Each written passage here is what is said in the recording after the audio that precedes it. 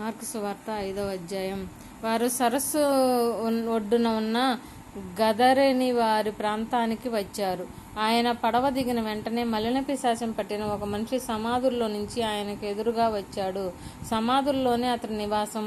అతన్ని ఎవరూ సంకెళ్లతో సహా కట్టలేకపోయారు. అంతకుముందు తరచుగా అతన్ని కట్లతో సంకెళ్లతో కట్టారు. కానీ అతడు సంకెళ్లను తెంపివేశాడు, కట్లను ముక్కలు చేశాడు. అతన్ని లొంగదీసేది ఎవరి చేత కాలేదు. రాత్రింబగళ్ళు అతడు సమాధుల్లో కొండల్లో ఉండి ఎప్పుడూ కేకలు వేస్తూ రాళ్లతో తనను గాయపరుచుకుంటూ ఉన్నాడు. అతడు దూరం నుంచి యేసును చూచినప్పుడు పరిగెత్తుకు వచ్చి ఆయనకు నమస్కారం చేశాడు. యేసు, సర్వాతీతమైన దేవుని కుమారా, నాతో నీకేం పని? నన్ను వేధించమని దేవుని పేరట నిన్ను ఒట్టు పెట్టిస్తున్నాను, వేధించవని అంటూ గొంతెత్తి అరిచాడు. ఎందుకంటే ఆయన అతన్ని చూచి, మలిన పిశాచమా, ఆ మనిషిని విడిచి బయటికి రా అన్నాడు. ఆయన, నీ పేరేమిటి అని అతన్ని అడిగాడు. నా పేరు సేన, మేము చాలా మందిమి అని అతడు జవాబిచ్చాడు. అతడు ఆ దేశం నుంచి వాటిని పంపివేయొద్దని ఎంతో బతిమలాడుకున్నాడు. అక్కడ కొండల దగ్గర ఒక పెద్ద పందుల గుంపు మేస్తూ ఉంది. మేము పందులతో దూరేలా మమ్మల్ని వాటిలో పంపేయి అని ఆ దయ్యాలంతా ఆయన వేడుకొన్నాయి. వెంటనే యేసు వాటికి సెలవిచ్చాడు. ఆ మలిన పిశాచాలు ఆ మనిషిలో నుంచి బయటికి వచ్చి పందుల్లో చేరబడ్డాయి. అప్పుడు ఆ పందుల మంద ఆ నిట్రమైన స్థలం మీద నుంచి వేగంగా పరిగెత్తుతూ సరస్సులో పడి మునిగి చచ్చాయి.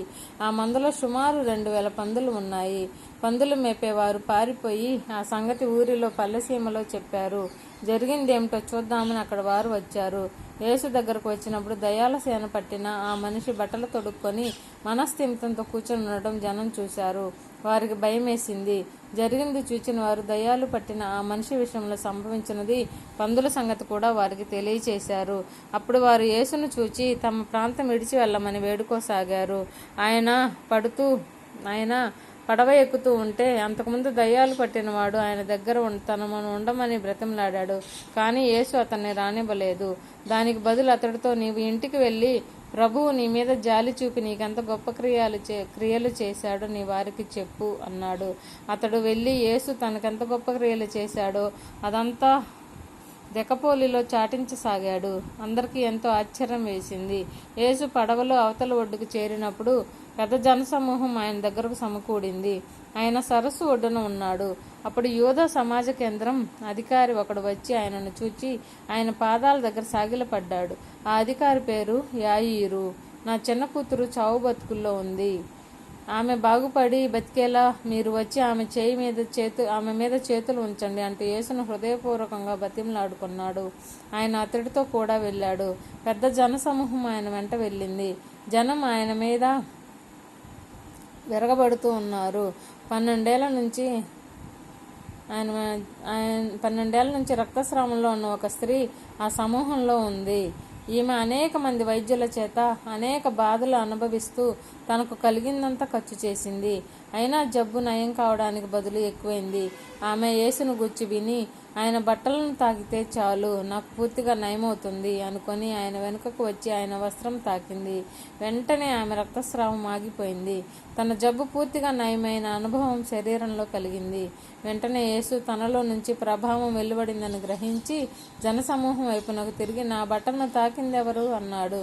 ఆయన శిష్యులు ఆయనతో, ఈ గుంపు నీ మీద విరగబడుతూ ఉండడం చూస్తున్నావు కదా, మరి నన్ను తాకినది ఎవరు అంటున్నావా అన్నారు. ఆయనైతే అలా చేసిన ఆమెను చూడడానికి చుట్టూ కలిగి చూశాడు. ఆ స్త్రీ తనకు జరిగినది గ్రహించి భయంతో వణికిపోతూ వచ్చి ఆయన ముందు నిజమని ఒప్పుకుంది. నిజమంతా చెప్పుకుంది. ఆయన ఆమెతో అన్నాడు, కుమారి, నీ నమ్మకం నిన్ను బాగు చేసింది. బాధ నివారణ పొంది శాంతితో వెళ్ళు. ఆయన ఇంకా మాట్లాడుతూ ఉంటే ఆ సమాజ కేంద్రం అధికారింటి నుంచి కొందరు వచ్చి, మీ కూతురు చనిపోయింది, ఇక బోధకుడిని తొందర పెట్టడం ఎందుకు అన్నారు. వారు చెప్పిన మాట యేసు విన్న వెంటనే సమాజ కేంద్రం అధికారితో, భయపడకు, నమ్మకం మాత్రం ఉంచు అన్నాడు.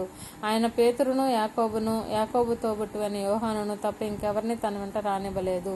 ఆయన సమాజ కేంద్రం అధికారి ఇంటి దగ్గర చేరినప్పుడు సందడిగా ఉండడం ఆయన చూశాడు. అక్కడ వారు బిగ్గరగా ఏడుస్తూ రోదనం చేస్తూ ఉన్నారు. ఆయన ఇంట్లో ప్రవేశించి, ఎందుకు సందడి చేస్తూ ఏడుస్తూ ఉన్నారు? పిల్ల చనిపోలేదు, నిద్రపోతూ ఉంది అంతే అన్నాడు. వారు నవ్వి ఆయనను వేళాకోళం చేశారు. ఆయన వారిని అందరినీ బయటకు పంపి తర్వాత ఆ పిల్ల తల్లిదండ్రులను తనతో ఉన్న వారిని వెంటబెట్టుకొని పిల్ల పడుకొని ఉన్న గదిలోకి వెళ్ళాడు. ఆ పిల్ల చేయి తన చేతిలోకి తీసుకొని తలితా కుమి అని ఆమెతో చెప్పాడు. ఆ మాటకు చిన్నపిల్ల, నీతో నేను అంటున్నాను లే అని అర్థం. వెంటనే ఆ పిల్ల లేచి నడిచింది. ఆమె వయస్సు 12 ఏళ్ళు. దీనితో వారు ఎంతో విస్మయం చెందారు. ఈ సంగతి ఎవరికి తెలియనివ్వకూడదని ఆయన వారిని గట్టిగా ఆదేశించి ఆ అమ్మాయి తినడానికి ఏదైనా పెట్టాలని చెప్పాడు.